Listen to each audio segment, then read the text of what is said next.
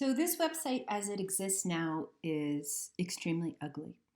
What we want to do is we want to zhuzh it up, right? Make it look better. And how we do that is we use cascading style sheets, also called CSS. In the olden days, we used to garble everything into the web page, but we don't do that anymore. And we don't do that because imagine you have a 100-page website and you want to change the color of something on all 100 pages. You would hate to go in and change each page. It would be much better if instead of having to fix the HTML, you could have an external document that linked all of your pages. Before we get to that external document, I want to show you a couple things. There are 3 kinds of CSS. One is called inline, and it looks like this. H1, we haven't looked at H1 yet, but it's a header. It's a way to make a bolder set of text. Style equals color blue. And sure, that's great. That's just what we want. That's it. And then I can say this is the H1 tag with inline CSS. What do I need to do? I need to close that H1 tag. Remember? Open, close, except for sometimes when you don't open and close. I'm going to save that and I'll hit refresh. Great. Notice that the tag, the H1 tag itself, has its own properties. It makes H1 is always a certain size. Yeah, great. And I just happen to color it blue. I'm going to move it up here. Boy, I shouldn't have taken that lunch break. I was kind of rolling with it earlier. And I'm going to put a comment. This is an inline CSS example. Oh boy, dash dash, colon, everything's back to normal. Great, so that's an inline example. The next thing I want to show you is in my header, I'm actually going to put style, and I have a opening style tag and a closing style tag. Sorry, Sublime Text is so quick. Forget that it'll fill it in for me. And I can put some CSS in here. So I could say, let's change the color of the body of my document. So I'm going to do background, color, or just background. That's all I need. It's just background. And then it knows I want to change the background color. And then I'm just going to choose gray. 888888 is my hexadecimal value for that. Let's save that and we'll hit refresh. Okay, great. And the last thing that I wanted to show you is an external style sheet. So we have an example of an internal style sheet and an inline style sheet. I'm going to throw both of these out because we're never going to use them again. I mean, maybe you will. But I like to do everything in one single document called the external style sheet. Why? Because everything's in the same place and you don't have to chase stuff down and you're not working against yourself. The thing about writing code is you want to make it as clean as possible and you want to check. You do something, you check it. You do something, you check it. That's what makes you sane. But having multiple style sheets all doing something different, no, bad idea. So an external style sheet is an actual document that lives outside of this HTML page. And I'm going to make it right now. File, new file. I'm going to save this right away, even though I haven't named it or anything. And I'm going to say stylesheet.css. So just like we did HTML, I'm going to highlight, hey, this is a style sheet. And then the browser will know how to read it, and Sublime Text will know how to read it, etc. Heads up, you might be confused because we use the word style sheet a couple of times, meaning slightly different things. So instead of calling this style sheet CSS, I'm actually going to call it hot dog CSS. This, you know, you're supposed to name the file, and it'll be easy to access that CSS, and you'll remember because I gave it a ridiculous name. So save. And now HTML looks like this with these carets. Style sheet looks completely different. In fact, a style sheet looks like this. First things first, I'm going to talk to the body tag. The body is the document, the HTML main background. So I'm going to say backgrounds, and actually I'm going to go to the HTML color picker, although I should have written hexadecimal color picker, whichever. And I'm going to choose this nice rose here. And now I've chosen it, and I can get the hexadecimal value here. And I'll put that in here, and a semicolon. I'm going to hit save. Yeah, I need to purchase that. I'm going to hit save, and I'm going to hit refresh, and nothing happens. Nothing happens because I did not link hotdog.css to my main index.html file. Let's do that right now. And how we do that is we type the following code. First, we type link. Link has nothing to do with CSS. You know how we have this anchor tag down here? The anchor tag allows the user to choose to load an external file. Link just gets that file and brings it lickety-split. It doesn't ask the user if it wants that file or not. Link rel equals style sheet. This word rel equals style sheet has to exist exactly like this. I could have still named my file stylesheet.css, but it's too confusing. Forget it. We're just going to go over here. We're going to say what type of file this is, and it is a text file. It's a text file that's a CSS text file.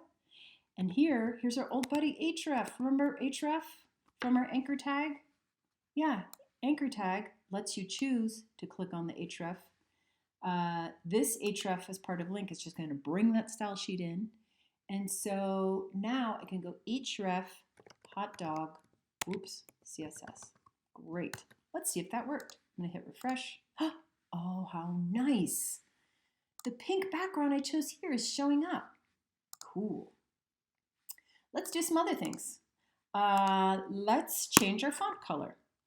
To change our font color, somewhat bizarrely, all you have to do is type in color, and that will only change your font color, but that's fine. And I'm going to go back to my color picker. Oh, let's make it a nice, this color. I'm just going to highlight this hexadecimal color. Boom, I've got my semicolon. I hit save. Do I need to go back to this HTML document? Nope. Hey, great. So the text color has changed, although that did not change our link color. I'll come back to the link color in a moment. But our text color did get changed. Great. Okay, cool. Another thing, we just saw very briefly this idea of an h1 tag. Let's go back to that. h1, this is my website. And then I close it. Cool. I'm going to hit refresh, and it comes up. Hey, there's that same pink. This is my website. Pink text, not pink link. We'll discuss later. I'm going to go to my hot dog, and I'm going to type in H1 because the CSS knows what H1 is. And I'm going to choose an even different color. I'll choose this darker color. Great. I'll say color, and then I'll type in that color. So now when I hit save and I go here and I hit refresh, look, my H1 font color is different from the text color in my body document. Go figure. Why is this happening? It's happening because I overruled this color by adding a new tag and adding a new color for that particular tag. If I add another H1 tag, what will happen? Do you want to take a guess? I think you know. Blah. it too will be that same red. What if I change this color here? What will happen? Will it change my second H1?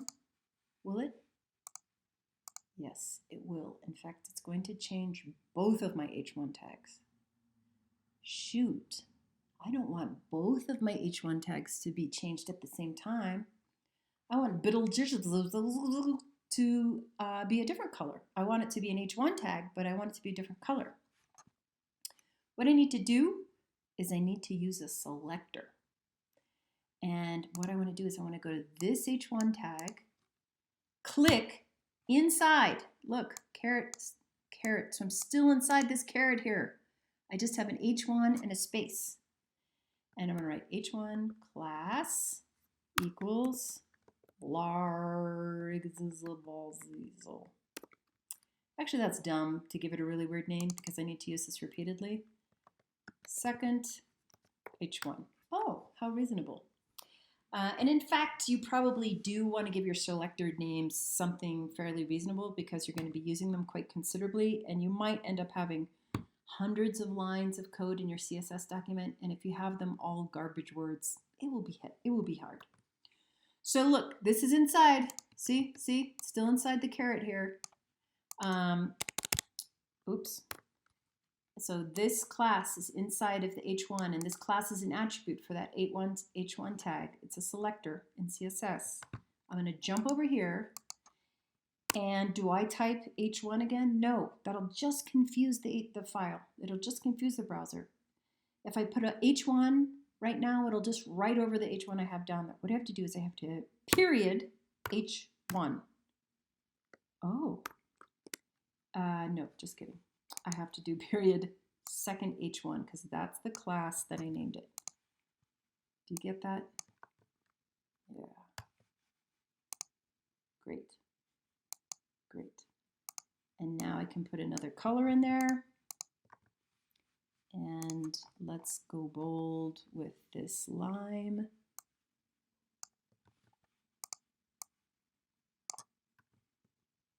Great. Now I'll go back here and hit refresh, and look, because I gave a selector to this H1 tag, I could go into my CSS and talk to that H1 tag directly. Cool, I like that. Just so you know, there's two main kinds of selectors, class and ID.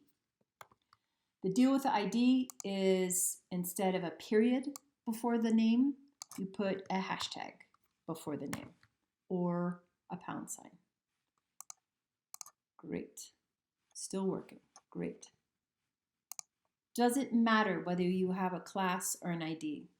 The story is if you want to use something in your document repeatedly, like have more than one thing with the same set of rules, then you should use class. If you're only going to do it once, you should make it an ID. So I might want some other H1 tags in that lime green. I'm going to change this to a class, and I'm going to go back here and take that off and put it into period. Cool. There's a lot more to learn about CSS and HTML. I'm kind of doing this as a refresher. Cool. So what about this link, right? I would like the link to not be purple, or to be whatever color I might like. So what I need to do is in my CSS, I need to talk to that link. And there already exists some code. And in fact, this tag, the anchor tag, like the body tag, and like my original H1 tag, are all things that the CSS can recognize. So I don't need to put a selector on there, but in my CSS, I do need to talk to my links because I want them to look better than they look right now. So what I'm going to do is I'm going to say anchor tag that's a link. I would like your color to be, I don't know, I like this orange, to be this orange. Boom. What happens when I refresh here? Nothing. Why did nothing happen? Everything's been going so great so far. Well, technically, this isn't a link. This is a visited link. I already clicked on this to go to the useless web. So I need to talk to my visited link like this. A, visited. Open curly brace. Close curly brace. I forgot to mention that when I was talking about how you code in CSS, but I think you got the idea. And I want my visited link to be this color, aqua. Color, boom. Let me save that, and that's hit refresh. Oh, perfect. Hey, what if I went to my HTML and I copied my anchor tag and I put another link in? And let's say the other link is gonna be to diet.com. I put that in there because I know for sure I've never visited that site. And I'll put diet.com. Really, I should use a real link because I don't know if diet.com exists. For all I know, it'll bring me to the Japanese government. I don't know. Let's just see what happens. When I refresh, look, here's diet.com in that wackadoodle color that I picked here for my link color. Now I'm going to click on it. And oh, there's a website, diet.com. 4 cornerstones of healthy dieting and nutrition. Now I can say I have been to the diet site. I'm going to refresh. Oh, look, now both of my links are visited and the same color. Let me toss this tag in here. Cool. Great. Now, if you open this up in your browser and you had not been to diet.com or the useless web, both of those would be that really weird orange. But once you clicked on it, it would bring you back to this really weird aqua. Cool. The fun does not end there. You can have link, right? That's when the link's first there. You can do hover.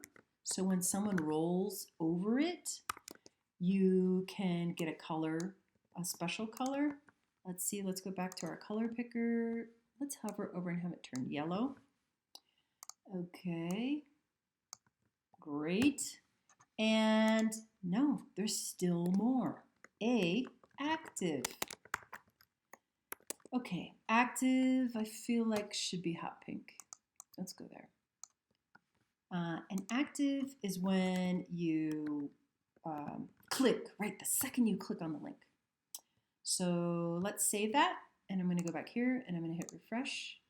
And look, oh, when I roll over, you know, that hover is useful. And then when I click, you could barely see it, but it turned hot pink. Cool. All right, great. So now we've covered our text, and we've covered our links. Could I do more? Heck yeah. What if, for my hover, I put a background color? So when they hover over, there's a background color of this. What will that look like? I'm going to put that in there and save it and refresh. Now look, oh, that's really cool. The body can have a background color and my links can have a background color. Cool. Great. One last thing before we jump into the deep end. And the last thing is, this is pretty messy, right? And we can't control the location of where our content is, can we? No, we can't. I'll just tell you, we can't. So what I'm going to do is I'm going to put all of my content in a div tag. And a div tag looks like this. Div. Perfect. I'm going to close my div tag down here. Close div. There are many other, frankly, better ways to make div tags, but when you're just starting off, I think it helps conceptually to understand. But I'm just indenting all of my content. Do I need to do that? Does the HTML care? No. In fact, I could just have one single line all along and the HTML wouldn't care at all. It'd be very hard to come and code later. going to give this div tag a class, and I'm going to call it, oops, main dash content. And then also, because I might have other div tags in my document, I'm going to put a comment at the end, closes main content tag. Div, really, is what I should say. Great, perfect, awesome, great. What am I supposed to do with that? Well, go to your CSS, and I'm going to put this towards the top because one thing I didn't really mention is that it's called cascading style sheets because of the order of priority. If I had an inline style sheet, that thing that I had in here, that would be the most important. That would overrule my document level style sheet. And if I had a document level style sheet, that would overrule my external style sheet. But not only that, sometimes the order that you place your information in your style sheet also counts. There's always a cascade. I forgot to tell you that earlier. Hey, remember how I said this class was called main content? Let's talk to that. Let's do period main content and then open up a curly brace. And then I want to say, let's give it a different background color than the body background. Maybe this really nice light rose. Great, let's save that and see what the story is. Well, actually, we can't really see what the story is until we define the width. Let's say 400 pixels and the height of our main content div. Great. Okay, here's our HTML external style sheet. I changed that. I saved it. Let's go here. Hits refresh. Hey, look at that. Do you see that light pink square? That's my main div. Awesome. Cool. Wouldn't it be cool if my main div were sitting in the center of my page instead of on the left-hand side? Yep, it would be. Let's do that. Let's do margin auto. So margin is the content outside of my box. And what I'm saying here is automatically figure out the margin around my box and make sure my box floats in the middle. Cool. Now you might say, hey, could I align the text in my document? Yes, but it's conceptually very different from how I aligned this main content. How you do that is you say text align. Even though I have an image and some are links, I still say text align center and semicolon and refresh. Oh, perfect. Gosh, this is really shaping up. Awesome. Cool. What if I wanted my div to have another div inside of it? I could do that. I could. In fact, I'm going to make another itty bitty little div inside of my main div by going like this. I'm going to tab it in so I can see it. Otherwise, I'll get confused. Div. I'm not going to put in, I'll say, hi, hi, and then I'll close the div. Perfect. What am I missing? I'm missing a selector. This div I need to talk to, and I'm going to talk to it by saying class itty bitty. Wait, I just told you to be semantic, right? So small div. Perfect. Not as cute, but small div. So we can go here, period, small div, and let's define the width and the height. Width, 50 pixels. 50 pixels. Height, not spelled like that. Height, 50 pixels. Great. Let's also give it a different background color. In general, I try to put things in the same order each time, just to get myself in the habit so I'm not surprised when the cascade acts up. So I'll put my background first, and then let's pick this color. Great. Boop. save that, go back, refresh. There's my itty bitty div. Cool.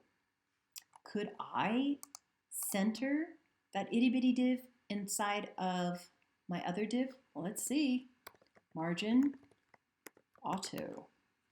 Let's see what happens.